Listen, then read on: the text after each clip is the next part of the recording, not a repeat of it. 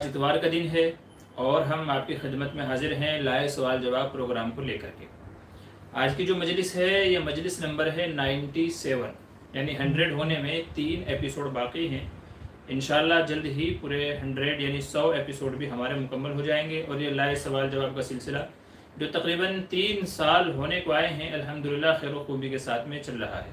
तो आज इतवार का दिन है और हफ्ते भर के हमारी ज़िंदगी के रोज़मर्रा जो पेश आमदा मसाइल होते हैं, तो जो भी वो मसले मसाइल हमारे साथ पेश आते हैं कुरान और हदीस की रोशनी में उनका जवाब क्या है, उसी के सिलसिले में ये प्रोग्राम हमारा होता है। आपकी तरफ से सवाल होते हैं, हमारी तरफ से जवाबात होते हैं। तो अपना ये प्रोग्राम शुरू कर लेते हैं और देखते हैं कि आज के इस प्रोग्राम के अंदर क्या क्या सवाल हैं, क्या क्या उनके जवाब होंगे इंशाल्लाह। प्रोग्राम को शुरू करने से पहले आप हज़रात से गुजारिश करना चाहूँगा कि डिस्क्रिप्शन में हमारे दूसरे चैनल का लिंक है, मुफ्ती बदर मोटिवेशनल स्पीकर, जिस पे हमारे शॉर्ट वीडियो अपलोड होते हैं। आपसे गुजारिश है कि डिस्क्रिप्शन में से लिंक के ऊपर टच करके वो चैनल भी सब्सक्राइब कर लीजिए। वो चैनल बैकअप के लिए भी बनाया हुआ है कि खुदा न खास्ता कभी इस चैनल को कुछ हो गया तो इंशाल्लाह उस चैनल के ज़रिए से हम आपसे मुखातब हो सकते हैं और आपके साथ रूबरू हो सकते हैं। तो चलिए आज का ये प्रोग्राम है हमारा, इसको शुरू कर लेते हैं। प्रोग्राम के शुरू में एक भाई ने जो सवाल पूछा है उससे अपने प्रोग्राम की शुरुआत कर लेते हैं कि ज़मज़म की ख़रीदो फ़रोख्त कैसी है। आजकल हाजी लोग हज के लिए गए हुए हैं, वहाँ से ज़मज़म लेकर के आते हैं। साल भर उम्रा करने वाले उम्रे के लिए जाते रहते हैं तो वो भी वहाँ से ज़मज़म लेकर के आते हैं। लेकिन अब मसला ये हो गया है कि जो सऊदी गवर्नमेंट है उसने सिर्फ 5 लीटर का कैन आपके लिए रखा हुआ है कि सिर्फ आप 5 लीटर ही ज़मज़म ला सकते हैं, उससे ज़्यादा नहीं। तो हालांकि 5 लीटर में अपने घर वालों के पीने के लिए काफ़ी नहीं होता, तो जो अजीज़ व अकारीब हैं, दोस्त रिश्तेदार हैं, उनको कैसे देंगे ज़मज़म। तो ऐसे में लोग सवाल करते हैं कि जी बहुत सारे हजरात ये हैं जो वहाँ से ज़मज़म लेकर के आते हैं, यहाँ बोतलों में उसको महफूज कर लेते हैं और फिर वो ज़मज़म का पानी बेचते हैं। तो सवाल ये है कि क्या ज़मज़म का पानी वहाँ से ला करके ख़रीदो फ़रोख्त कर सकते हैं, बेचा जा सकता है या नहीं, ये भाई का सवाल है। सवाल बड़ा अहम है और भी कई सारे लोगों ने इस तरह के सवाल किए हैं। जवाब यह है कि जी हाँ, ज़मज़म की ख़रीदो फ़रोख्त जायज़ है। चुनांचे दारुल देवबंद के एक फतवे के अंदर लिखा हुआ है कि जब ज़मज़म को वहाँ से ला करके पानी के अंदर, बोतल के अंदर उस पानी को महफूज कर लिया गया तो वो माए मुहरिज़ के हुक्म में हो गया, यानी वो पानी के जिसे अपने पास महफूज कर लिया है, सेव कर लिया गया है, तो वो माए मुहरिज़ के हुक्म में हो गया है और उसकी ख़रीदो फ़रोख्त जायज़ है। चूँकि अब ये उस शख्स का ज़ाती इनफरादी पानी हो गया है, उसने बोतल में उसको महफूज किया है। ज़ाहिर है कि वहाँ से यहाँ तक लाने में मेहनत लगी है, बोतल में डालने में, पैकिंग करने में, सब चीज़ों में उसकी मेहनत लगी है, तो उसके पीछे उसकी बहुत सारी मेहनत गई है। क्योंकि सऊदी से मंगवाना ये बहुत बड़ी बात है, अगर आम तौर से मिल जाता तो फिर उनको बेचने की नौबत नहीं आती। तो ये माए मुहरिज़ के हुक्म में, चूँकि वहाँ तो मस्जिद नबवी में, मस्जिद हराम में जिसको जितना पीना है वो पिए, तो वहाँ आप ख़रीदो फ़रोख्त नहीं कर सकते हो, क्योंकि वहाँ ये आम है, नॉर्मल है, मिलता है। तो वहाँ कोई भी क्यों ख़रीदेगा जब वहाँ मस्जिद नबवी में पीने के लिए मौजूद है, मस्जिद हरम में पीने के लिए मौजूद है। हम जैसे लोगों के लिए जो यहाँ हैं और उनके लिए वो पानी मैसर नहीं होता, दस्तयाब नहीं होता है, तो हमारे लिए सवाल होता है। तो जाहिर सी बात है कि जब कोई वहाँ से लेकर के आया, उसको उसने पैक किया, पैकिंग शैकिंग की, वहाँ से लेकर के आना ही बड़ी बात है। तो उलमा फरमाते हैं कि माए मुहरिज़ के हुक्म में हो गया है, जिस पानी को आदमी ने महफूज कर रखा है, सेव कर रखा है, तो उलमा फरमाते हैं कि इसकी ख़रीदो फ़रोख्त जायज़ है। तो इसलिए वहाँ से लाना और फिर यहाँ ला करके उसको बेचना, तो इसकी इजाज़त है बिलाशुबा। तो ज़मज़म का पानी ख़रीदा बेचा जा सकता है, उसकी ख़रीदो फ़रोख्त जायज़ है। एक सवाल। दूसरा सवाल ये है, अभी हमारे बड़े भाई भी माशाल्लाह हज के लिए गए हुए हैं, तो मदीना में है, तो उनका एक सवाल ये था कि जी मदीने में चूँकि 10 दिन का वहाँ पे क़याम रहता है, किसी का 8 दिन का, किसी का 10 दिन का, किसी का 12 दिन का, किसी का 15 दिन का। तो सवाल ये है कि मस्जिद नबवी में जब तक हमारा क़याम है मदीने के अंदर, तो मस्जिद नबवी में जो नमाज़ें पढ़ेंगे वो नमाज़ें क़स्र पढ़ी जाएंगी या पूरी पढ़ी जाएंगी?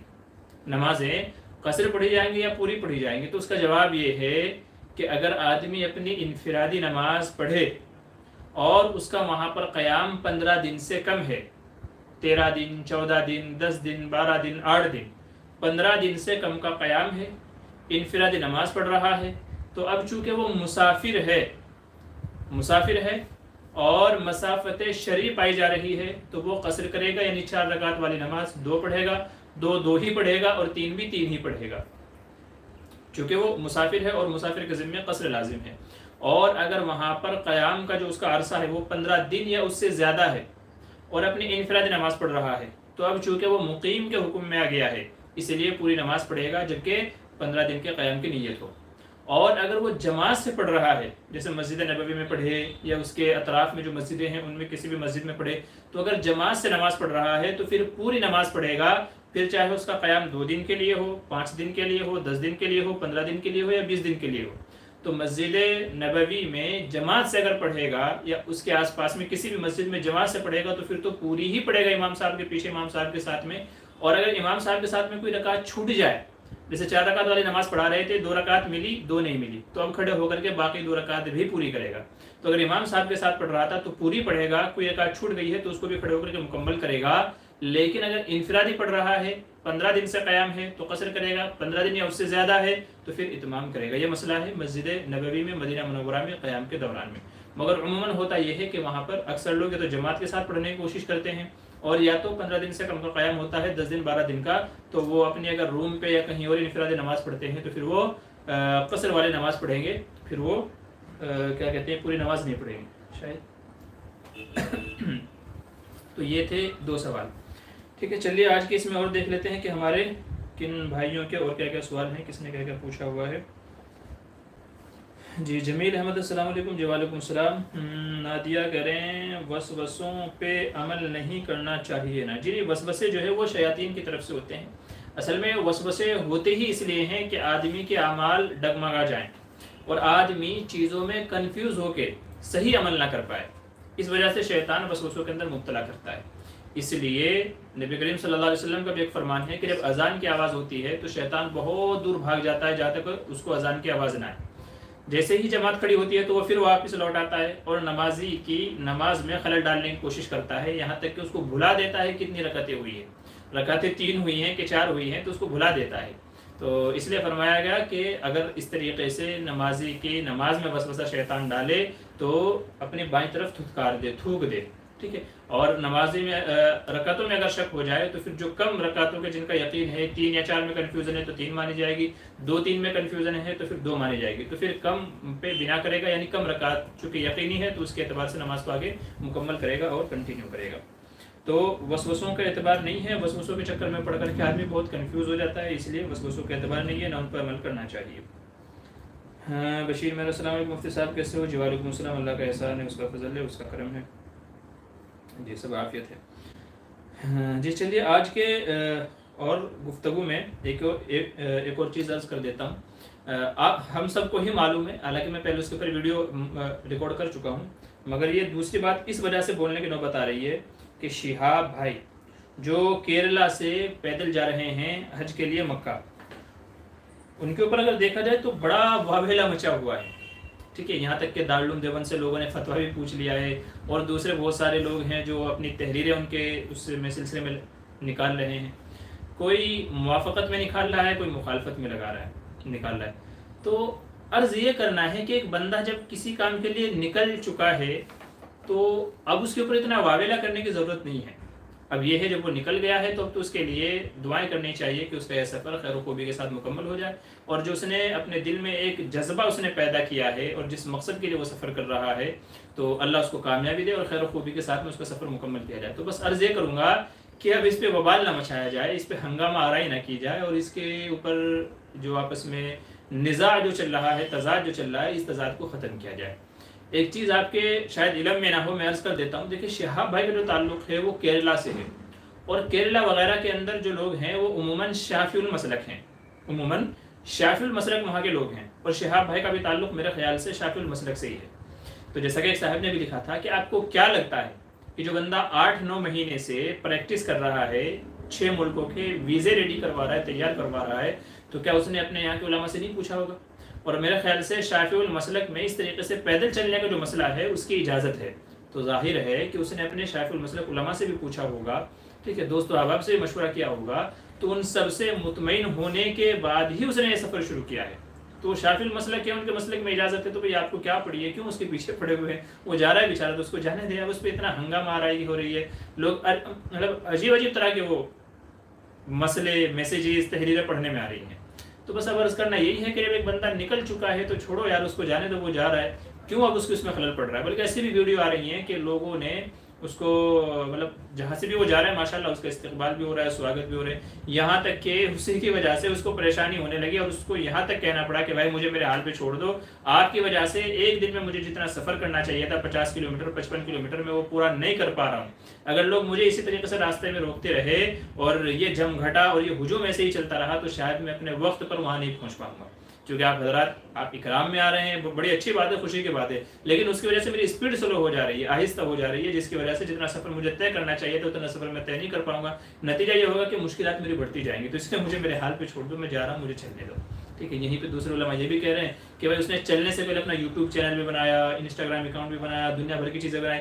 آج ہی میں چیک کر رہا تھا کہ انسٹاگرام پہ 2.3 ملین، میرے خیال سے کہ اتنی جلدی کسی سیلیبریٹی اور فلم اسٹار کے بھی سبسکرائبر اور فالوور گین نہیں ہوتے ہیں، بڑھتے ہوں گے جتنا اس کے اونلی 2 منتھ میں 2 مہینے کے اندر 23 لاکھ لوگ اس کو فالو کرتے ہیں آج کے دور میں۔ تو بس وہی بات ہے کہ وَتُعِزُّ مَن تَشَاءُ وَتُذِلُّ مَن تَشَاءُ، اللہ جس کو چاہے عزت دیتا ہے، جس کو چاہے ذلت دیتا ہے۔ تو بہرحال اس نے ارادہ کیا اللہ اس کو کیا نوازنا چاہ رہا ہے، کیا نوازے گا، وہ اللہ ہی بہتر جانتا ہے۔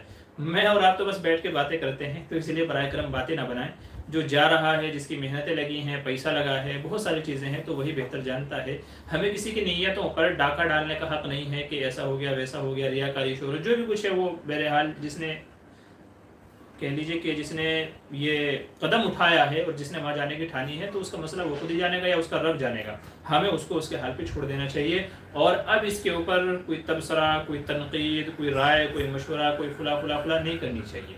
تو اسی لیے بس یہی ہے کہ بھائی اس کو اس کے حال پہ چھوڑ دیں تو زیادہ بہتر رہے گا، زیادہ اچھا رہے گا۔ اس پہ اب اتنی ہنگامہ آرائی نہ کی جائے، بلکہ میرے خیال سے جہاں تک میرا علم ہے کہ وہ اب شاید ہندوستان سے بھی نکل چکا ہے، شاید پاکستان کے اس میں بارڈر میں وہ داخل ہو گیا ہے۔ اب جو اس کا سفر ہے ہندوستان کراس کر کے شاید پاکستان میں آج کل اس کا وہ چل رہا ہے، تو اس لیے چھوڑے بھائی، اس کو جانا تھا وہ چلا گیا، اس نے اپنے علماء سے مشورہ کیا، دوست احباب سے مشورہ کیا، ان سے پوچھ کے وہ چلا گیا ہے، تو اب تو اس کے حق میں دعائیں خیر کریں، نہ کہ ہنگامہ آرائی کی جائے۔ جی محمد جنید السلام علیکم۔ جی وعلیکم السلام۔ بشیر میرے مفتی صاحب ظہر کا ٹائم 2:30 تک کا ہے اور 3:30 ہو جائے تو نماز پڑھے؟ دیکھیے اول وقت ہے اور ایک آخر وقت ہے۔ اول وقت ہو جاتا ہے تو ظہر کی نماز پڑھنا آپ شروع کر سکتے ہیں، اور آخر وقت ہو جائے تو سمجھ لیجیے کہ نماز آپ کی قضا ہو گئی ہے۔ تو اگر آپ آخری وقت کی بات کر رہے ہیں کہ 2:30 بجے 2:30 یعنی 2:30 تک کے ظہر کا وقت ہے، تو اگر یہ آخری وقت کی بات ہے تو ظاہر سی بات ہے کہ یہ آخری وقت تک ادا نماز کا وقت ہے۔ اس کے بعد بھی وہ چاہے 3:30 ہو جائیں، 4 ہو جائیں، 4:30 ہو جائیں، نماز تو آپ کو پڑھنی ہے۔ بس یہ ہے کہ اگر نماز کا جو مکمل وقت تھا، ادا وقت تھا، اگر وہ ختم ہو گیا ہے تو اب یہ نماز قضا کہلائے گی۔ کوشش یہ کرنی چاہیے کہ جو ادا کا ٹائم ہے تو ادا کے ٹائم کے اندر ہماری نماز ہو جانی چاہیے، لیکن اگر ادا وقت کے اندر نہیں پڑھ سکے تو بعد میں تو آپ کو پڑھنی ہی پڑے گی، پڑھنی تو پڑے گی نماز چھوڑنے کی اجازت نہیں ہے۔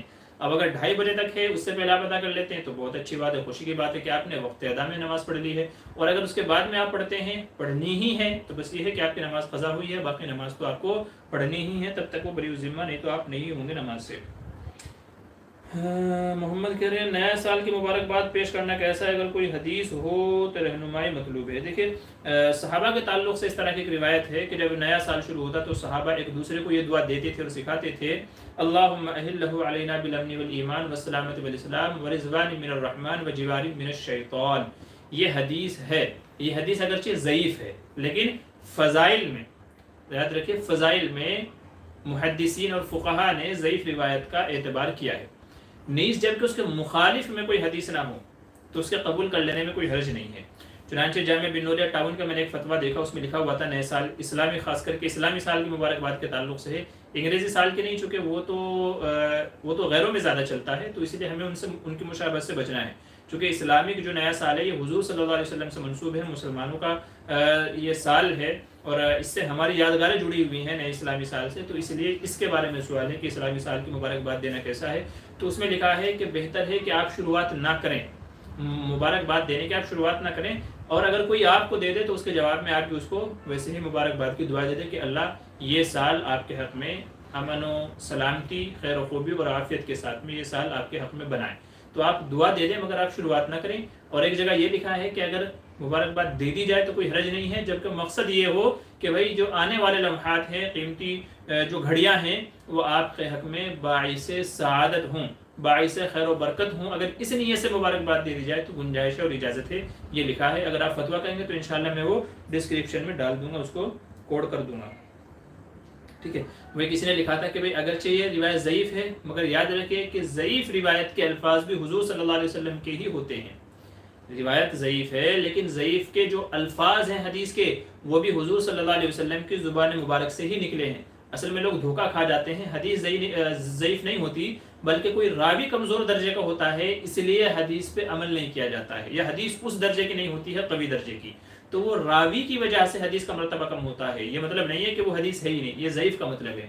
ہاں من گھڑت موضوع ہے تو پھر وہ تو لائق عمل ہے ہی نہیں، لیکن ضعیف میں بھی اگر ضعف حد درجے کا ہو، ٹھیک ہے، شدید ضعف نہ ہو اور اس کے مخالف کوئی حدیث نہ ہو، تو علماء کہتے ہیں کہ فضائل میں خاص کر کے اس کا اعتبار کر لیا جاتا ہے۔ مسائل ہے تو مسائل میں پھر ضعیف کا اعتبار نہیں ہے۔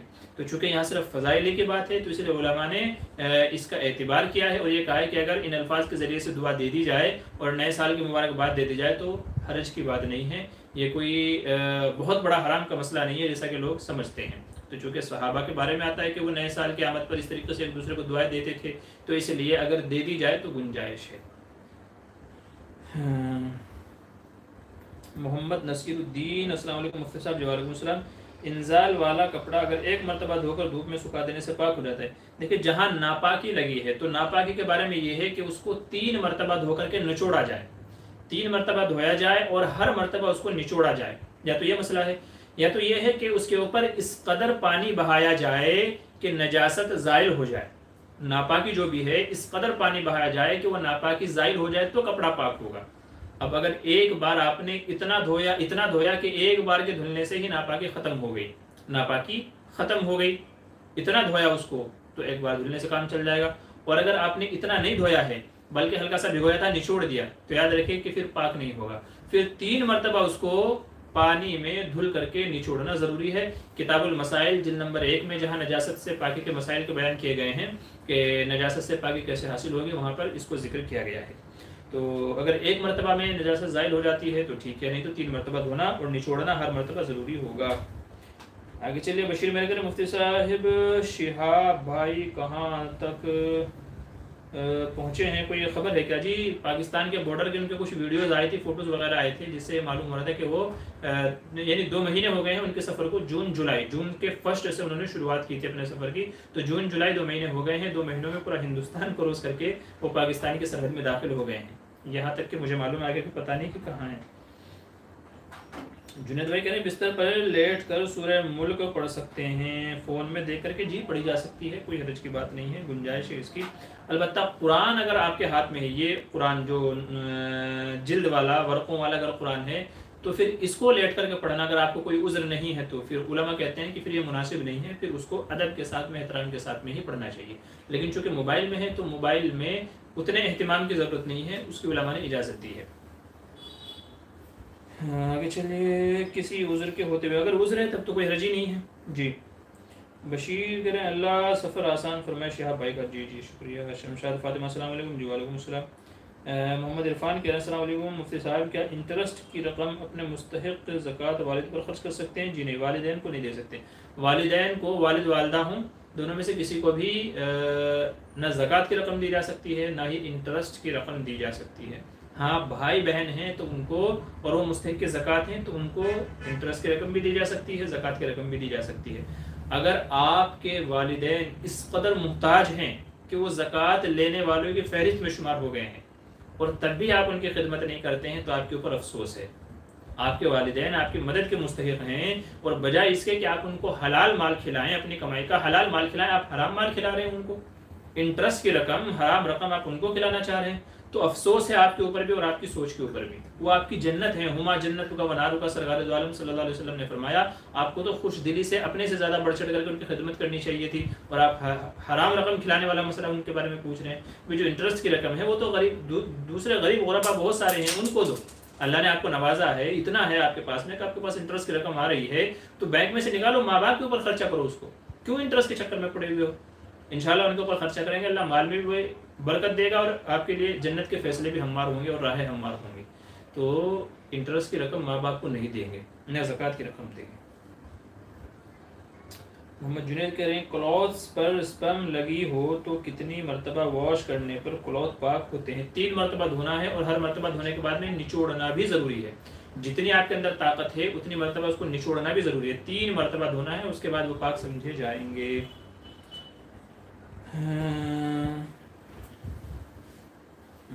محمد کہہ رہے ہیں رسم کی عربی تعریف کیا ہے مفتی صاحب؟ وہ آپ کسی بھی عربی لغت میں دیکھ لیجئے. لغت کے بہت ساری کتابیں، جیسے المنجد ہے، المنجد میں آپ کو مل جائے گی، اور القاموس الوحید ہے، اس کے اندر بھی مل جائے گی، القاموس الجدید ہے، اس کے اندر بھی مل جائے گی. تو رسم کی تعریف آپ وہاں دیکھ لیجئے گا. شمشاد فاطمہ کہہ رہے ہیں الکوہل کریم لگانے سے نماز ہو جائے گی. دیکھیں الکوہل اگر حلال چیزوں سے کشید کردہ ہے، الکوہل جو ہے وہ کئی ساری چیزوں سے کشید کیا جاتا ہے، نکالا جاتا ہے. تو اگر وہ حلال چیزوں سے نکالا گیا، جیسے آلو ہے، پوٹاٹو آلو ہے، اور اس کے علاوہ دوسری سبزی بھاجی ہیں، ان سے اگر نکالا گیا ہے تو ظاہر ہے وہ حلال ہے، تو اس کے لگانے میں کوئی حرج نہیں ہے. اور اگر حرام چیزوں سے، جیسے انگور ہے، شراب ہے، دوسری چیز، اگر ان سے نکالا گیا ہے تو پھر وہ منع ہے. پھر اگر آپ اس کو لگاتے ہیں تو نماز کے وقت میں احتیاط کرنا چاہیے. ٹھیک ہے. تو حرام عموماً میرے جہاں تک کہ میرا علم ہے تو اب وہ حرام والا نہیں آتا ہے. پرفیوم ہے، کریم وغیرہ ہے، ان کے اندر حلال والا استعمال ہوتا ہے، تو اس لیے لگانے کی گنجائش ہے. بہتر یہی ہے کہ نماز کے وقت نہ لگائے تو زیادہ اچھا ہے. ایسے وقت میں استعمال کرے کہ اس کو لگانے کے بعد میں آپ کو نماز نہ پڑھنی پڑے. یا پھر غسل کرنا ہے؟ جی نہیں، غسل وغیرہ کرنے کی ضرورت نہیں ہے. وسیم آفات کہہ رہے نماز میں کیا رکوع یا سجدے میں زیادہ تسبیح پڑھنے سے بال زیادہ بڑھتے ہیں کیا؟ نہیں بھائی، میرے علم میں تو ایسا کوئی مسئلہ نہیں ہے کہ زیادہ تسبیح پڑھیں گے تو بال زیادہ بڑھیں گے. تسبیح پڑھیں گے تو وہ تو باعث اجر و ثواب ہے. بالوں کا اس سے کیا تعلق ہے؟ اگر ایسا ہونے لگے تو جو گنجے ٹکلے لوگ ہیں تو ان کو تو یہ فرقہ ٹوٹکا ان کے ہاتھ میں آ جائے گا. جو نمازی نہیں ہے وہ بھی مسجد میں نماز کی پہلی صف میں ملے گا آپ کو کہ یار مجھے بال بڑھوانے کہاں جا رہا ہوں، نماز پڑھنے جا رہا ہوں مسجد میں. تو میرے علم میں تو ایسا کچھ نہیں ہے. ہو سکتا ہے کسی بھائی نے تجربہ کیا ہو، کسی نے تجربہ کیا ہو تو الگ بات ہے. باقی میرے علم میں ایسا کوئی مسئلہ نہیں ہے، کوئی عمل بھی نہیں ہے، کہیں میں نے پڑھا بھی نہیں ہے کہ نماز میں رکوع سجدے میں تسبیح زیادہ پڑھیں گے تو بال زیادہ بڑھیں گے. ایسا نہیں ہے. بال نہیں ہے تو اس کے اور دوسرے طریقے ہیں. طبی اعتبار سے آپ ڈاکٹر کو دکھائیے، حکیموں کو دکھائیے، علاج کیجیے اس کے. اچھا باقی جو ایک تجربے والا آپ کو ایک عمل یہاں پہ بتا کر کے جا رہا ہوں کہ اگر کسی کے بال گھنے نہیں ہیں، کم بال ہیں، یا بال ٹوٹتے ہیں، یا بال سفید ہونے والے ہیں، تو اس کے لیے یہ ہے کہ نہانے سے پہلے سرسوں کا تیل لگا کر کے جائیں آپ، اور پھر جا کر کے نہائیں. ٹھیک ہے. اور نہا کر کے آنے کے بعد میں سرسوں کے تیل میں تھوڑا سا پانی ملا لیں، اور سرسوں کا تیل اور وہ پانی مکس اپ کر کے اس کو اچھے سے ملا کر کے پھر اس کو سر پہ لگائیں آپ. تو یہ تجربے والا عمل ہے. تجربے سے بتا رہا ہوں، قرآن و حدیث سے نہیں بتا رہا ہوں، بلکہ کہتے ہیں نا ایک ٹوٹکا ہے. یہ گاؤں دیہات کے لوگ جو ٹوٹکے کرتے ہیں نا، بہت ساری چیزیں اپنا لگا لیتے ہیں، دیسی علاج کہہ لیجیے اس کو، جو کامیاب ہوتے ہیں، مفید ہوتے ہیں. تو یہ اس طرح کا ٹوٹکا ہے. جس کے بال گھنے نہیں ہیں یا سفید ہونا شروع ہو گئے ہیں، جن کے بال ٹوٹتے ہیں، ٹھیک ہے، لمبے بال نہیں ہیں، تو ان کے لیے یہ ہے کہ جب آپ نہانے جائیں تو پہلے سرسوں کا تیل، رائی کا تیل بھی اسے کہتے ہیں، تو سرسوں کا تیل پیور ہونا چاہیے. ٹھیک ہے. پیور تیل ہونا چاہیے. یہ نہیں جو آج کل مارکیٹ میں مکس اپ ملتا ہے وہ نہیں. ٹھیک ہے. کسی گاؤں والے سے یا کہیں اور سے جہاں سے اچھا پیور تیل ملتا ہے تو وہ نہانے سے پہلے بھی لگا کر کے جائیں، پھر نہا لیں. نہا کر کے آنے کے بعد میں پھر اس تیل میں تھوڑا سا پانی ملا کر کے مکس کر کے پھر سر پہ لگا لیں. انشاءاللہ آپ کو مہینے 1.5 مہینے میں اس کا رزلٹ نظر آ جائے گا. باقی ایسا عمل کوئی میرے علم میں نہیں ہے جو آپ نے بتایا. ایم آر حسان کہہ رہے ہیں عورت کے شرمگاہ کے اندر کے سائڈ پر اکثر لکویرا جم جاتا ہے جو کہ بہت زیادہ صاف کرنے پر بھی مکمل طور پر صاف نہیں ہوتا. ایسی صورت میں کیا کیا جائے؟ کیا کیا جائے گا کیا مطلب ہے؟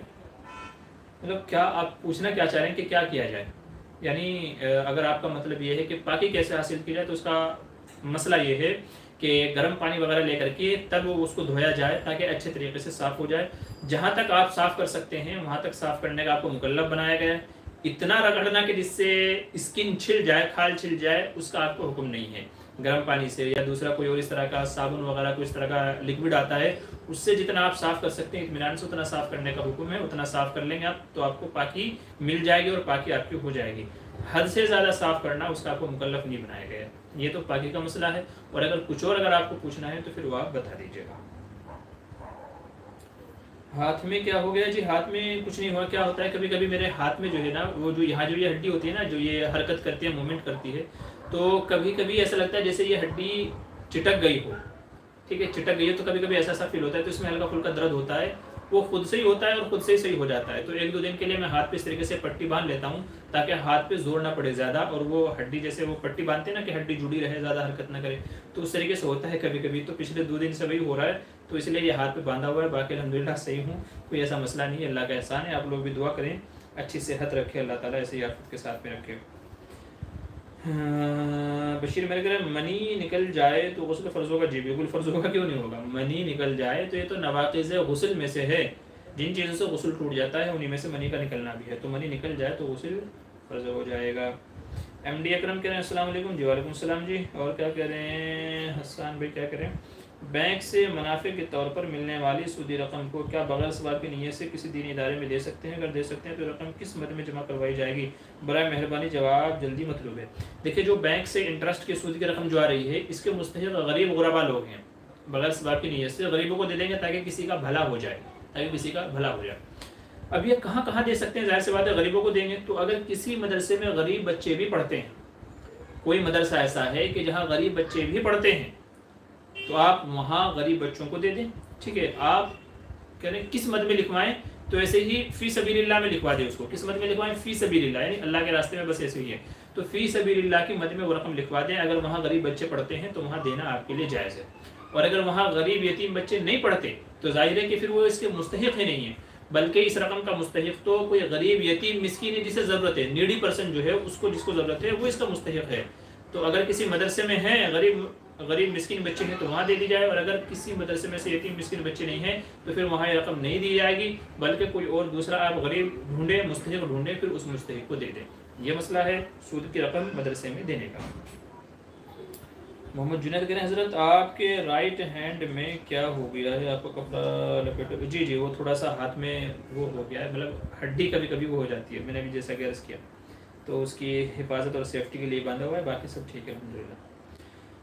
حسین محفوظ کرے وضو کے بعد واٹر پروف میک اپ لگا سکتے ہیں کیا وضو کے بعد میں؟ جی وضو کے بعد لگا لیجیے. آپ کا وضو ہو گیا ہے, آپ پاک ہو گئے ہیں تو لگاؤ, جو چاہے لگانا ہے لگاؤ.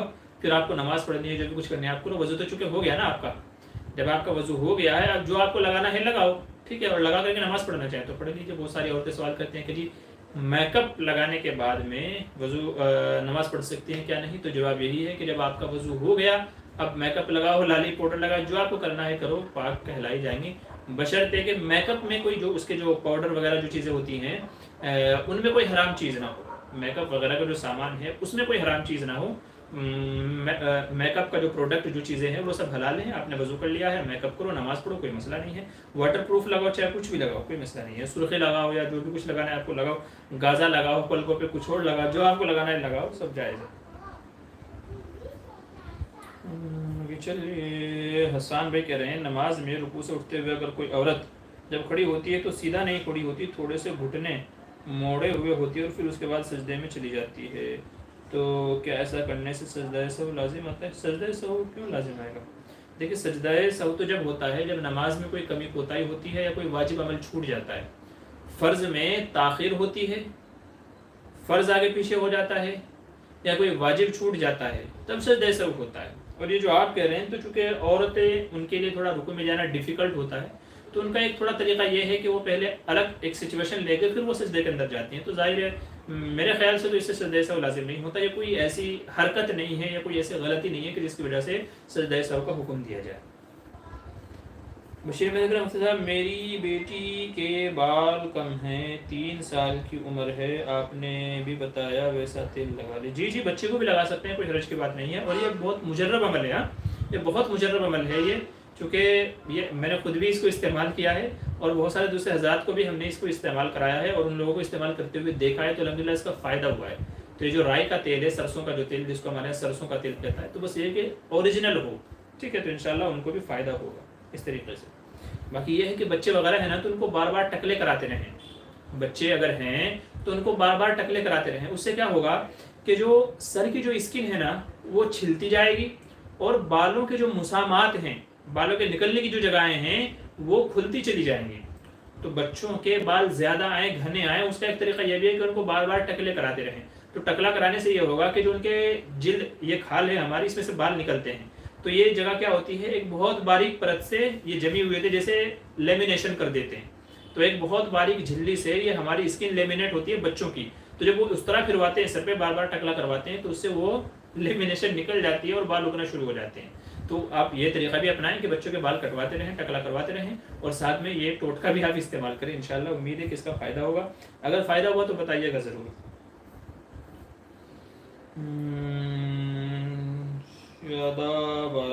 صاحب عالم کہہ رہے ہیں بدعت حسنہ اور سیئہ کیا چیز ہے؟ دیکھیں بدعت اصل میں اس چیز کو کہتے ہیں کہ جو حضور کے دور میں نہیں تھی، بعد میں وہ وجود میں آئی ہے۔ وہ چیز جو حضور کے زمانے میں نہیں تھی، بعد میں اس کا وجود ہوا ہے، بعد میں دیکھنے میں آئی ہے، اس کو کہا جاتا ہے بدعت۔ اب اس کی علماء نے دو تعریفیں کی ہیں، ایک بدعت حسنہ، ایک بدعت سیئہ۔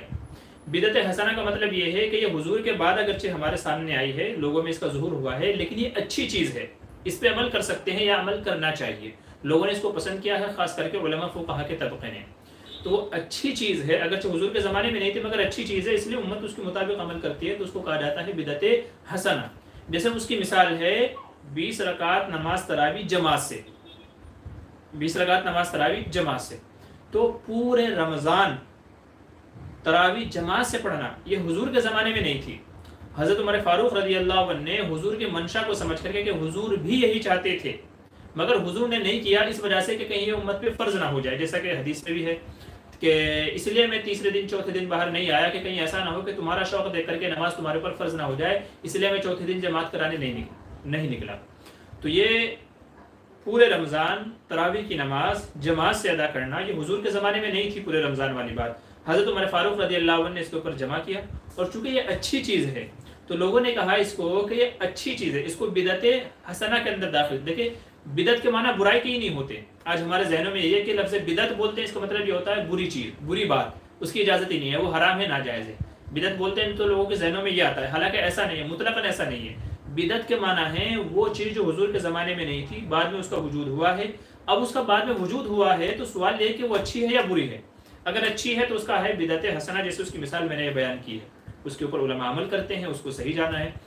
ایک ہے بدعت سیئہ، سیئہ کے معنی ہے بری چیز، کہ حضور کے زمانے میں نہیں تھی، بعد میں اس کا وجود ہوا ہے، مگر اس میں خیر نہیں ہے، اس میں خیر نہیں ہے، بری چیز ہے، تو علماء نے اس کا بائیکاٹ کیا ہے۔ اور عموماً جب بدعت کا لفظ بولتے ہیں تو اس سے مراد یہی بدعت سمجھ میں ہوتی ہے، اس لیے اس سے علماء منع کرتے ہیں، یہ بدعت سیئہ کے اندر داخل ہوتی ہے۔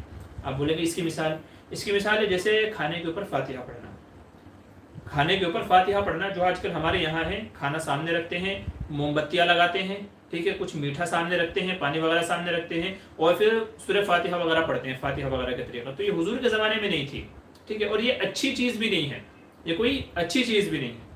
ایسے ہی قبروں پہ جا کے اذان دینا، قبروں پہ جا کے اذان دینا، یہ حضور کے زمانے میں نہیں تھی، اچھی چیز بھی نہیں ہے، ٹھیک ہے۔ اس میں کیا اچھائی ہے آپ بتائیے نا مجھے، کیا اچھائی ہے اس میں کوئی اچھائی کی بات نہیں ہے۔ کھانے کے اندر برکت اگر آپ کو چاہیے تو آپ بسم اللہ پڑھ لیجیے، حدیث میں کہا گیا بسم اللہ پڑھ لیتے ہیں تو کھانے کے اندر برکت ہو جاتی ہے۔ تو بدعت کی یہ علماء نے دو تعریفیں کی ہیں، ایک حسنہ جس کو علماء فقہا نے قبول کیا ہے، اچھا جانا ہے، اس کے مطابق عمل کرتے ہیں، وہ قابل قبول ہے۔ ایک بدعت سیئہ جو بری ہے، اس کو امت کے علماء فقہا نے اچھا نہیں مانا ہے، اسے قبول نہیں کیا، اس کو رد کر دیا، مردود کر دیا۔ تو یہ بدعت کی دو تعریفیں کی ہیں علماء نے۔ اسکریپ حلال ہے کیا؟ میں مسلم ملک میں رہتا ہوں، یہاں پر مال میں ملتا ہے۔ اسکریپ مطلب یہ اپنا کیا بولتے ہیں اس کو، جھینگا تو الگ چیز ہے، کیکڑا، جی اسکریپ مطلب ہوتا ہے کیکڑا جی، کیکڑا حلال نہیں ہے، یہ عند الاحناف، کیا بلکہ یہ تمام فقہا کے نزدیک اس کی اجازت نہیں ہے۔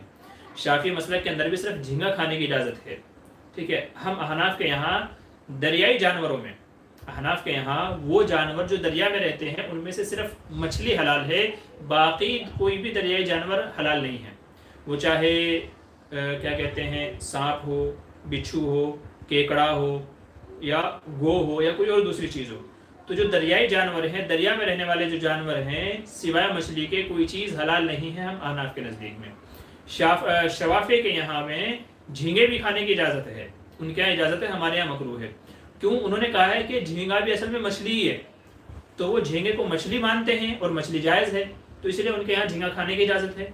अहनाफ कहते हैं कि झींगा मछली नहीं है, चूँकि मछली की तारीफ अलग है, झींगे की तारीफ अलग है। तो चूँकि हमने झींगे को मछली नहीं माना तो हमारे यहाँ खाने की इजाज़त नहीं है। शवाफे ने झींगे को मछली शुमार किया है तो उनके यहाँ इजाज़त है।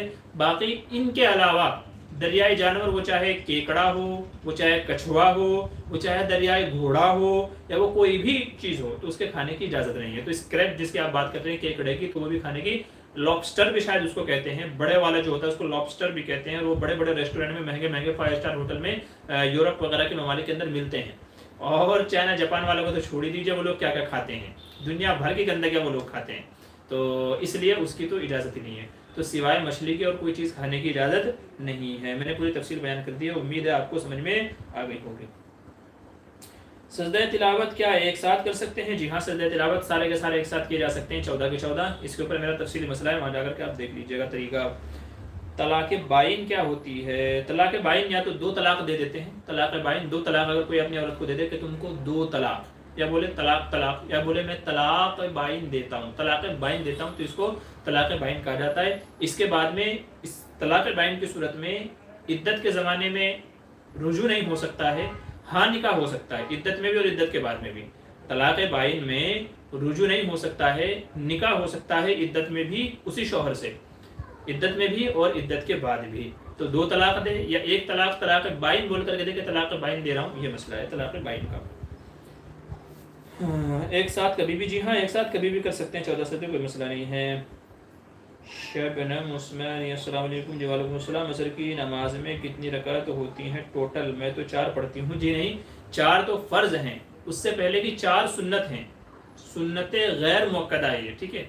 सुन्नत की नमाजों में जो सुन्नतें होती हैं वो 2 टाइप की होती हैं, एक सुन्नत मुअक्कदा, एक सुन्नत गैर मुअक्कदा। सुन्नत मुअक्कदा का मतलब ये है कि जिनको हुजूर सल्लल्लाहु अलैहि वसल्लम ने पाबंदी से पढ़ा है और उनकी ताकीद भी की है, वो सुन्नत मुअक्कदा में है, उसका एहतमाम करना चाहिए। सुन्नत गैर मुअक्कदा का मतलब ये है कि हुजूर ने कभी पढ़ा कभी छोड़ दिया, उनकी उतनी ज़्यादा ताकीद नहीं है, तो उनको सुन्नत गैर मुअक्कदा कहा जाता है। तो असर में 8 रकअतें हैं, 4 फ़र्ज़ हैं और फ़र्ज़ों से पहले 4 सुन्नतें मुअक्कदा हैं, सॉरी गैर मुअक्कदा हैं, तो पढ़ना चाहिए। 22 अजर सवाब है। अगर ना पढ़े तो कोई गुनाह की बात नहीं। आप कह रहे 4 फ़र्ज़ पढ़ती हैं तो ज़ाहिर सी बात है वो तो फ़र्ज़ हो गए, आपके अदा हो गए।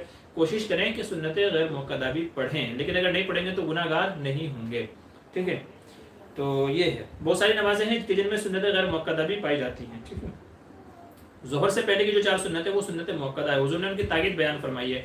फजर से पहले की 2 सुन्नतें वो सुन्नत मुअक्कदा है, उनकी ताकीद बयान की है। ईशा से पहले भी 4 सुन्नतें हैं मगर वो सुन्नतें गैर मुअक्कदा हैं। तो ईशा से पहले, असर से पहले सुन्नतें गैर मुअक्कदा हैं और ज़ोहर से पहले और फजर से पहले सुन्नतें मुअक्कदा हैं, यानी उनके पढ़ने का ज़्यादा एहतिमाम करना चाहिए।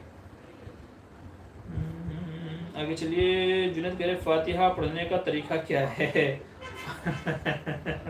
अरे मैं मना कर रहा हूँ और आप मुझे से पूछ रहे हैं कि फातिहा पढ़ने का तरीका क्या है। देखिए, जो लोग पढ़ते हैं ज़माने जाहिलियत में, यानी किसी ज़माने में, मैंने भी एक आध जगह ये देखा देखी पढ़ा है, तो उसका बस तरीका ये होता है कि पहले 3 कुल पढ़ते हैं, ठीक है, फिर 3 बार कुल वल्लाह शरीफ पढ़ते हैं, फिर उसके बाद में सूरतुल फातिहा करके फातिहा पढ़ते हैं और उसके बाद में फिर दुआ पढ़ते हैं, ठीक है। तो ये फातिहा पढ़ने का तरीका है। खाना सामने रख लेते हैं, मिठाई सामने रख लेते हैं, उसमें अगरबत्ती मोमबत्ती लगा लेते हैं, जला लेते हैं, खुशबू की धुनी वगैरह भी वो कर लेते हैं। फिर उसके बाद में खाने पे फूंक मार करके वो खाना कुछ घर वाले खा लेते हैं, कुछ बाहर वालों को तकसीम कर दिया जाता है। तो इस तरीके से तो किसी ज़माने में 10-12 साल पहले मैंने भी 1-2 के घर पे फातिहा पढ़ी थी। वो ज़माना जाहिलियत था, चूँकि उस वक्त मैं मुफ्ती नहीं बना था, मुझे मसाइल का उतना इल्म भी नहीं था, मैं आलिम कोर्स पढ़ ही रहा था, मैं आलिम कोर्स कर ही रहा था, ठीक है। तो कहीं देखा देखी मैंने भी किसी दूसरे स्टेट में कहीं मैंने कर लिया था इस तरीके से, अल्लाह माफ़ फरमाए। आगे चलिए। माजिद अंसारी अस्सलाम वालेकुम हज़रत। जी वालेकुम अस्सलाम। हसन भाई कह रहे हैं कि आप बैंक से मिलने वाली सूदी रकम ले ली जाए और उसके बाद सिर्फ तौबा करनी चाहिए तो वो माफ़ हो जाएगी, आप इसको सदका करना भी लाजिम है? जी, सदका करना ही उसको लाजिम है। देखिए, हमारे उस्ताद मोहतरम थे मुफ्ती वसीम साहब दामत बरकातुहुम, अल्लाह उनको गरीक़ रहमत करे, अब तो इंतकाल हो चुका है उनका, जवानी में ही इंतकाल हुआ है। तो बहुत बासलाहियत उस्ताद थे, क़ुदूरी की शरह भी उन्होंने लिखी है। तो उन्होंने लिखा है, उनका एक छोटा सा किताबचा है, उसमें उन्होंने लिखा है कि बैंक से जो सूद मिलता है वो बैंक में नहीं छोड़ना चाहिए, क्योंकि अगर आप उसको बैंक में छोड़ देंगे तो बैंक वाले उसको गलत तरीके से इस्तेमाल करेंगे। तो आप हिसाब लगा करके जितनी भी आपके अकाउंट में बैंक की रकम आई है वो वहाँ से निकाल करके, सूदी रकम जो भी आई है उसको वहाँ से निकाल करके गरीब को दे दें, غریب کو دے دیں اور اللہ سے توبہ استغفار کر لے، یا اللہ یہ میں نے اکاؤنٹ اس لیے نہیں کھولا تھا کہ میں سودی رقم کھاؤں، بلکہ میں تو اپنے رقم کی حفاظت کے لیے اکاؤنٹ کھولا تھا، اب اس میں مل رہا ہے مجھے آٹومیٹک، میری تو نیت نہیں تھی، مل رہا ہے، تو اب اس سے میں تیرے کسی بندے کی مدد کر رہا ہوں، یا اللہ مجھے معاف کر دینا. ٹھیک ہے، یہ سوچ کر کے رقم بینک میں نہ چھوڑے، نکالے، پکا حساب لگائے کتنی ہوتی ہے اور اتنی رقم غریبوں میں صدقہ کر دے بغیر ثواب کی نیت سے. یہ طریقہ ہے، تو انہوں نے یہ لکھا ہے اور یہی کرنا چاہیے.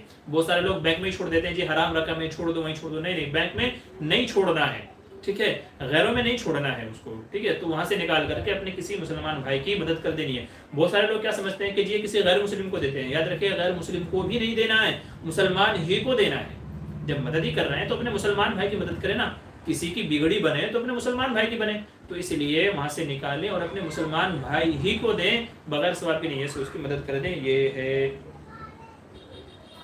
آگے چلے. السلام علیکم مفتی صاحب، زکوٰۃ کس کس کو دے سکتے ہیں؟ زکوٰۃ کے پیسے سے کسی کو گفٹ دے سکتے ہیں؟ اگر کوئی مستحق زکوٰۃ شخص ہے تو اس کو زکوٰۃ کے پیسے سے آپ گفٹ دے سکتے ہیں، اور اگر وہ زکوٰۃ کا مستحق نہیں ہے تو پھر اس کو نہیں دے سکتے، بلکہ جو غریب یتیم مسکین ہے، جو صاحب نصاب نہیں ہیں، تو ایسے شخص کو زکوٰۃ دینی چاہیے. باقی میرا ایک ویڈیو ہے کہ زکوٰۃ کے مصارف کیا کیا ہیں، وہاں 8 لوگ جو قرآن کریم میں بیان کیے گئے ہیں ان میں تفصیل میں نے بیان کی ہے، وہاں دیکھ لیجیے گا.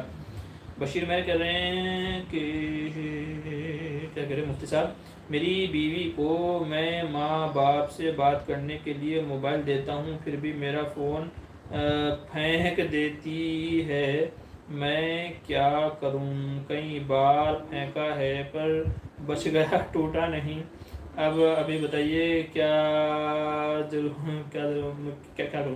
دیکھیں، عورتیں جو ہے نا عموماً وہ غصے میں پھینکتی ہیں. ٹھیک ہے، غصے میں پھینکتی ہے تو یا تو آپ ایسا کریں کہ بھئی ایسی بات نہ کریں جس سے ان کو غصہ ہے. ٹھیک ہے، اور یا تو ایسا ہے کہ ان کو موبائل نہ دیں، بلکہ جب ان کو بات کرنی ہو اپنے فون سے بات کروا دیں، اور جب تک وہ بات کریں آپ ان کے برابر میں ہی کھڑے رہیں. کہیں ایسا نہ ہو غصے میں پھر پھینک دیں اور آپ کے فون کا نقصان ہو جائے. تو پیار محبت سے ان کو بیٹھ کے سمجھائیں، چیزوں کی اہمیت بتائیں، پیسے کی اہمیت بتائیں، ان کو سمجھائیں کہ میں دن بھر پتہ نہیں کہاں کہاں دھکے کھا کر کے یہ پیسہ حلال رقم لے کر کے آتا ہوں جس سے آپ کو فون دیتا ہوں. یہ کوئی حرام کی رقم نہیں ہے آپ نے پھینک دیا، نقصان کر دیا. ٹھیک ہے، تو ایسے پیار محبت سے ان کو سمجھائیں. اگر وہ سمجھ جائیں تو فون دے کر کے دیکھیں، اگر پھر بھی نقصان کرتے ہیں پھر ان کو فون نہ دیں، اپنے فون سے بات کرا دیا کریں. یا تو منع کر دیں بھائی تم ان کو دے کے مطلب نہیں ہے نا، تم فون توڑ دیتی ہو. اب میں امبانی کا بیٹا تو ہوں نہیں کہ میرے پاس بے شمار دولت ہے، بے حساب دولت ہے کہ بھائی تم توڑتی رہو گے میں لا کے دیتا رہوں گا. ٹھیک ہے، تو فون دینا ان کو بند کر دیں. ٹھیک ہے، جب تک کہ عقل نہیں آ جاتی. میرا سجیشن یہ ہے. آگے چلیے. توصیف خان کریں، میں نے حضرت تقی عثمانی صاحب کا تقریر سنا ہے کہ جو لوگ بدعت کر آئیں گے انہیں حضور کوثر سے نکال دیں گے، وہ کون ہوں گے؟ جی یہ حدیث ہے کہ جب روز محشر میں بہت سارے امتی حضور صلی اللہ علیہ وسلم کے پاس آ رہے ہوں گے آب کوثر، جام کوثر پینے کے لیے، تو فرشتے ان کو بھگا دیں گے. جب حضور بولے گے میرے امتی ہیں تو فرشتے کہیں گے یا رسول اللہ آپ نہیں جانتے کہ انہوں نے آپ کے جانے کے بعد میں دین کے اندر کیسی کیسی بدعتیں پیدا کر لی تھی. تو یہاں بدعت سے مراد وہی بدعتیں سیئہ ہے، غلط طریقے ہیں جن کا قرآن و حدیث سے ثبوت نہیں ہے. جو اچھی چیزیں نہیں ہیں تو یہاں بدعت سے مراد وہی غلط طریقے ہیں. کیا حسان بھائی کہہ رہے ہیں لگتا ہے کہ آج تو مین آف دا میچ آپ ہی لے کر کے جائیں گے. ماشاءاللہ آپ ہی کے بہت سارے سوالات ہیں. نماز میں درود شریف پڑھتے ہوئے اللہم صلی علی محمد و علی محمد جب آئے تو علی آل محمد پر جب آئے تو اگر پوری طرح مد نہ کی ہو بلکہ صرف علی آل محمد ہی پڑھ لیا تو کیا نماز پڑھنے میں کوئی فرق نہیں پڑے گا؟ دیکھیں، جو یہ نماز وغیرہ کی جو دعائیں ہیں ان میں مد وغیرہ کا اتنا زیادہ وہ امپورٹنٹ نہیں ہے. جو دعائیں ہیں قرآن کی بات تو الگ ہے، لیکن یہ جو دعائیں ہیں رکوع سجدے کی دعائیں ہیں تو ان میں آپ کو پورا مد متصل کھینچنا ہے، مد منفصل کھینچنا ہے، تو اتنا وہ نہیں ہے. حروف کی صحیح طریقے سے ادائیگی ہو گئی ہے تو یہ کافی ہے. ٹھیک ہے، یہاں میں یہ بات سجدہ سہو کی بات نہیں کر رہا ہوں. دوسری رکعت میں اللہم صلی کہاں تک پڑھنے سے کیا سجدہ ہوگا نہیں ہوگا وہ بات نہیں کر رہا ہوں. آپ نے جو مجھے کھینچنے کی بات پوچھے صرف اس پہ بات کر رہا ہوں. تو جو دعائیں وغیرہ ہیں ان کا صحیح سے پروناؤنسیشن، صحیح طریقے سے تلفظ ضروری ہے. آپ نے اگر تھوڑا کم کھینچا تو بھی چل جائے گا، کوئی ایسی بات نہیں ہے. نماز میں کوئی فرق نہیں پڑے گا. شمشاد فاطمہ کہ عشاء کی نماز صبح کی اذان سے پہلے پڑھ سکتے ہیں، وقت باقی ہے، تہجد کا وقت ہے تو آپ عشاء کی نماز پڑھ لو، کوئی حرج کی بات نہیں ہے. اگر اذان ہو گئی ہے تو بھی پڑھ لو، وہ قضا ہو جائے گی بس. ٹھیک ہے، جب تک کہ اذان نہیں ہوئی ہے، فجر کا وقت شروع نہیں ہوا ہے تو ادا کہلائے گی، فجر کا وقت شروع ہو گیا ہے تو قضا کہلائے گی. تو جب بھی موقع ملے پڑھ لو، کوئی حرج کی بات نہیں ہے. لیکن جان بوجھ کر کے اتنا تاخیر سے لیٹ پڑھنا یہ صحیح نہیں ہے. ماجد انصاری کہہ رہے ہیں فجر کی جماعت ہو رہی ہو تو اور ہم اور ہم لیٹ ہوں سنت کیا فرض کے بعد پڑھ سکتے ہیں؟ فرض کے بعد پڑھنے کی اجازت نہیں ہے، یا تو آپ سورج نکلنے کے بعد میں پڑھیں، یا تو یہ ہے اگر آپ کو آخری رکعت ملنے کی امید ہے تو جلدی جلدی 2 رکعت پڑھ لیں۔ دو ہی طریقے ہیں، یا تو جلدی جلدی پڑھ لیں اگر آپ کو نماز ملنے کی جماعت ملنے کی امید ہو تو، اور اگر جماعت نکل جانے کا ڈر ہو تو پھر جماعت میں شامل ہو جائیں۔ یہ سنتیں آپ جیسا کہ صاحبین کا قول ہے، یہ سنتیں جو ہے وہ آپ سورج نکلنے کے بعد میں پڑھیں گے۔ بہت سارے حضرات کو دیکھا ہے کہ سلام پھیرتے وہ پیچھے جا کے سنتیں پڑھنے لگتے ہیں جو چھوٹ گئی تھی۔ یاد رکھیے حدیث میں فرمایا گیا کہ فجر کی نماز کے بعد میں کوئی نماز نہیں ہے، فجر کی نماز کے بعد میں کوئی نماز نہیں ہے، اس لیے علماء منع فرماتے ہیں کہ فجر کے جسٹ بعد میں پہلے کی سنتیں بھلے کیوں نہ ان کو نہیں پڑھا جائے گا، کسی کو پڑھنا ہے تو سورج نکلنے کے بعد میں پڑھے۔ صاحب علم کریں محمد بن عبد الوہاب کے بارے میں ذہن میں الجھن پیدا ہوئی ہے، خارجی ہے یا مجدد یا متبع یا بلید؟ شکریہ۔ کما عدہ الشامی وسائر من الخوارج وصف الکشمیری بالبلاد۔ دیکھیے محمد بن عبد الوہاب کے بارے میں الگ الگ خیالات ہیں، میرے خیال سے دارالعلوم سے ان کے بارے میں وضاحت کی گئی ہے، تو آپ بہتر ہے وہ پڑھ لیجئے۔ میں نے پڑھا تھا مگر ابھی ذہن میں نہیں ہے کہ کیا ہے، ٹھیک ہے۔ بعض لوگ کہتے ہیں کہ وہ مغلوب الحال ہو گئے تھے، ٹھیک ہے، سنت کے اس میں وہ مغلوب الحال ہو گئے تھے۔ مغلوب الحال کا مطلب یہ ہے کہ اس قدر منہمک ہو جانا کہ اس کے علاوہ انہیں کچھ نظر ہی نہ آئے، تو بعض لوگ مغلوب الحال کہتے ہیں، بعض ان کو وہی مجدد کہتے ہیں، بعض لوگ ان کو مبتدی کہتے ہیں، تو لوگوں کے الگ الگ نظریات ہیں۔ دارالعلوم کا بہت اچھا موقف ہے، تو آپ پڑھ لیجیے گا انشاءاللہ۔ اگر آپ کو نہ ملے تو مجھ سے رابطہ کیجیے گا، میں آپ کو ڈھونڈ کے بھیج دوں گا۔ یہاں زیادہ لمبی بحث میں مناسب نہیں سمجھ رہا ہوں۔ حسان بھائی کہہ رہے نماز میں پورا درود شریف پڑھ لیا تو محسوس ہوا کہ اس میں کوئی غلطی کی تھی، تو کیا دوبارہ پورا درود شریف پڑھیں گے؟ تو کیا نماز پڑھنے میں کوئی نہیں پڑھا؟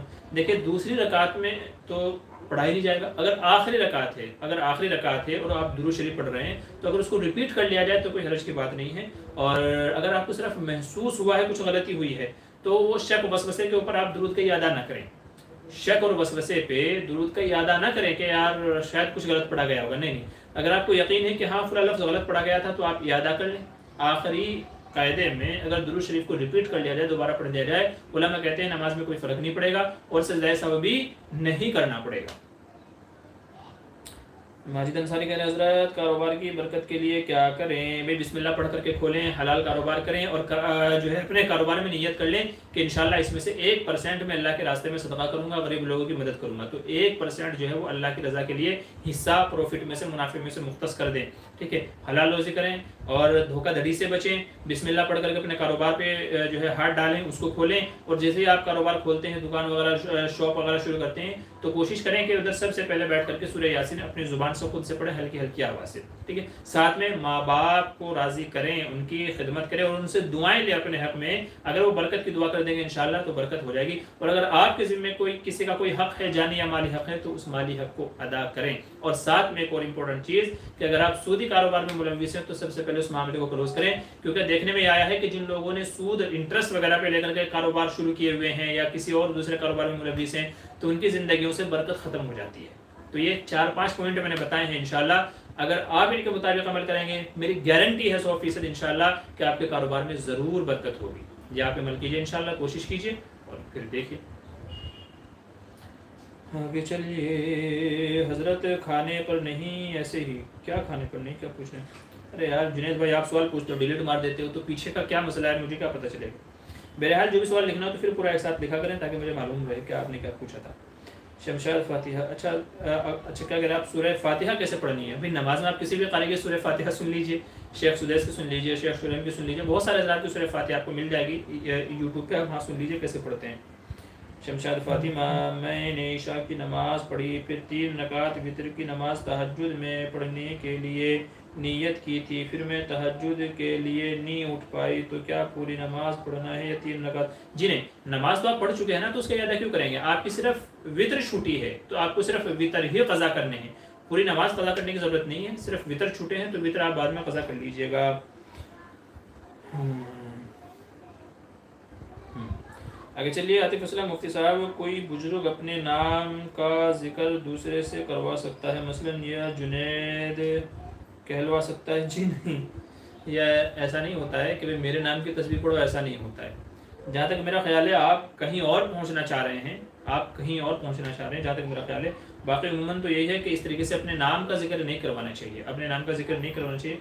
अगर आप मौलाना अशरफ अली थानवी की बात कर रहे हैं कि उन्होंने अपने किसी मुरीद से कहा था कि इस तरीके से जिक्र करो, तो उसका पस मंजर बैकग्राउंड अलग है, पहले वो पूरी तफसील आप पढ़ लीजिएगा। देखिए शेख जो किसी को कहता है ना, तो वो उसकी हालत सिचुएशन को देख के कहता है इस बंदे की सिचुएशन क्या है, क्या इसके साथ में मसला होना चाहिए, ठीक है। तो उसके एतबार से वो फैसले लेता है। तो वो शेख का जो मौलाना अशरफ अली थानवी का जो मसला है वो भी उसी से रिलेटेड है, वहाँ उसकी पूरी वजाहत लिखी है, ठीक है, वहाँ आप तफसील से उसको देख लीजिएगा।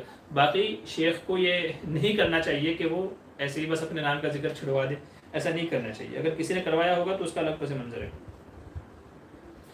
फ़र्ज़ और सुन्नत को पढ़ने में क्या फ़र्क है? देखिए फ़र्ज़ ज़रूरी है, वो तो फ़र्ज़ है ही, अगर नहीं छोड़ेंगे तो गुनहगार होंगे। सुन्नत का मसला ये है, सुन्नत मुअक्कदा है तो उसको भी पढ़ना चाहिए, सुन्नत गैर मुअक्कदा है तो अगर नहीं पढ़ेंगे तो कोई गुनाह नहीं होगा, ये फ़र्क है। फ़र्ज़ तो लाजिम है ही, पढ़ना है, वरना गुनहगार होते रहेंगे, बरी ज़िम्मा नहीं होंगे जब तक कि उसको अदा नहीं करेंगे। वक्त में भी, वक्त के बाद भी उसको पढ़ना ज़रूरी है। सुन्नत का मसला ये है, अगर वक्त निकल गया तो अब नहीं पढ़ेंगे, अब तो इस्तिग़फ़ार करेंगे, ये फ़र्क है। अब्दुल मतीन अस्सलाम वालेकुम। जी वालेकुम अस्सलाम। अहमद जुनैद के नमाज में हर सूरे से पहले बिस्मिल्लाह पढ़ी जाएगी क्या? जी सुन्नत है, मुस्तहब है, सुन्नत और मुस्तहब है बिस्मिल्लाह पढ़ना। अगर पढ़ेंगे तो अच्छी बात है, नहीं पढ़ेंगे तो कोई गुनाह नहीं है, नमाज हो जाएगी। आतिफ हसन करें फजर की 2 सुन्नत जमात के बाद अदा कर सकते हो? जी नहीं अदा कर सकते, नहीं अदा कर सकते, मैंने भी पीछे जिक्र कर दिया है उसका, ठीक है, नहीं पढ़ सकते हैं। चलिए आज के इस कितना 50 मिनट तकरीबन 1 घंटा होने वाला है हमारे प्रोग्राम को, और आज के अक्सर सवालात में मैंने अर्ज़ कर दिए हैं। चूँकि आज और दूसरी भी कुछ मसरूफियात है, इसलिए फ़िलहाल के लिए इजाज़त दीजिए। इंशाअल्लाह हयात बाकी मुलाकात बाकी अगले हफ्ते फिर मुलाकात होगी, तो अभी के लिए इजाज़त दीजिए। अक्सर लोगों के मैंने सवालों के जवाब दे दिए हैं, किसी के सवाल का जवाब रह गया हो तो इंशाअल्लाह वो अगले प्रोग्राम में पूछ लें, या तो ज़्यादा अर्जेंट हो तो किसी लेटेस्ट वीडियो के कमेंट में आप पूछ लीजिएगा, या तो फ़ोन वगैरह करके पूछ लीजिएगा। अभी के लिए इजाज़त दीजिए। मैं आपका छोटा भाई मोहम्मद मामूर बदर, आपका इस्तकबाल है हमारे यूट्यूब चैनल मुफ्ती बदर ऑफिशियल पर। ज़्यादा आपसे गुजारिश कर दूँ कि डिस्क्रिप्शन में हमारा दूसरा चैनल है मुफ्ती बदर मोटिवेशनल स्पीकर, जिस पर हमारे शॉर्ट वीडियो अपलोड होते हैं, तो उसको भी सब्सक्राइब कर लीजिएगा, डिस्क्रिप्शन में उसका लिंक दिया हुआ है। शो पर कुरान पढ़ना कैसा है? बहुत अच्छी बात है। अगर आप खैर बरकत के ज़्यादा आप कारोबार पे दुकान में बैठ करके अगर कुरान पढ़ते हैं तो ये तो बहुत अच्छी बात है, खैर बरकत की बात। जिस जगह कुरान करीम पढ़ा जाएगा तो उस जगह रहमत का नुज़ूल होता है, बरकतों का नुज़ूल होता है, फरिश्ते आकर के सुनते हैं। इसलिए अगर आप पढ़ते हैं तो खुशनसीबी की बात है, वरना लोग तो कारोबार में ही लग जाते हैं, कहाँ कुरान का नमाज सारी चीज़ें भूल जाते हैं। तो इसलिए बहुत अच्छी बात है और खैर बरकत का ज़रिया है। तो इजाज़त दीजिए, चलिए मैं आपका छोटा भाई मोहम्मद मामूर बदर, इजाज़त दीजिए। इंशाल्लाह हयात बाकी मुलाकात बाकी। जी आप हज़रात भी दुआ में याद रखें, इंशाल्लाह मैं भी दुआ में याद रखूँगा। चलिए अस्सलाम वालेकुम रहमतुल्लाह।